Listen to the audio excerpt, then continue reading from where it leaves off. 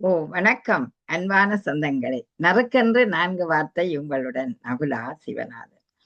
ஆம், என்ன இன்று நாங்கள் பேசப் போறோம் என்றால், இந்த கோபம் எங்களுக்கு கடிதல் கூடாது. அதாவது குற்றங்கடிதல்ல திருவள்ளுவர் அழகாகச் சொல்லியிருக்கிறார். "செருக்கு சினம் சிறுமையும் இல்லார் பெருக்கம் பெருமிதம் தீர்த்து." எப்படி பெருமையாக வாழுறது என்றதுதான் உண்டு. அதாவது கர்வம், கோபம், இழிகுணம் ஆகியனவற்றை இல்லாதவர்களுடைய வளர்ச்சி அனைவராலும் விரும்பும் பெருமை உடையது. அதாவது இந்த கர்வம், கோபம், இழிகுணம் உண்மையிலேயே இந்த மூன்றுமே எங்களிடமிருந்து அகற்ற வேண்டும்.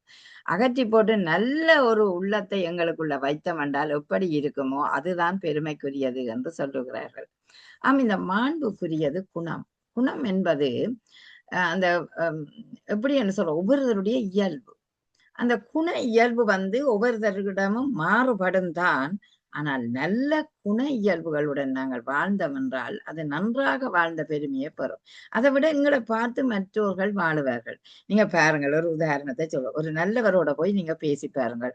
பேசி பார்த்துட்டு அவர் போன வந்து நீங்க வருகிறீர்கள். அப்ப நினைச்சு பார்க்குறீங்க, ஐயோ இவரோட பேசிக்க இன்ன சந்தோஷமா இருக்கு, இன்ன மகிழ்ச்சியா இருக்கு, அவர் இவ்வளவு நைஸா பேசுகிறார் என்று சொல்வீர்கள். இந்த அன்பு ஒழுக கதைப்பவர்களுடைய அந்த குணம் எங்களை பற்றிவிடும். அது நல்லதாகத்தான் இருக்கும். அதனால் தான் எல்லோரும் நல்லவர்களாக இருக்க வேண்டும் என்று சொல்லுவார்கள். ஏன்னா தீயவர்களுடன் கொள்ளுகின்ற நட்பு என்றும் தீமையைத்தான் தரும் என்று வள்ளுவர் அழகாக சொல்லுகிறார். ஏனால் அது எங்களை நெகட்டிவான தோட்ஸுக்கு கொண்டு வரும், அல்லது எங்களை வேற வழியில இழுத்துச் செல்லும். ஆனா நல்ல மனநிலையோட, கர்வம் இல்லாமல், வெறுப்பில்லாமல், கோபமும் அதிக அளவு இல்லாமல், நல்ல சாந்தமான முகத்தோட நாங்கள் இருந்தோம்டா, எங்களுக்கு மகிழ்ச்சியாக, வாழ்க்கை இனிப்பாக இருக்கும், இன்பமாக இருக்கும். இதயத்துள்ள ஒரு மகிழ்ச்சி பொங்கும் என்ன. அதாவது எங்கள் உண்மையாக பார்த்தோம்டா, ஒருவருடைய ஆரோக்கியத்துக்கு என்ன தேவை?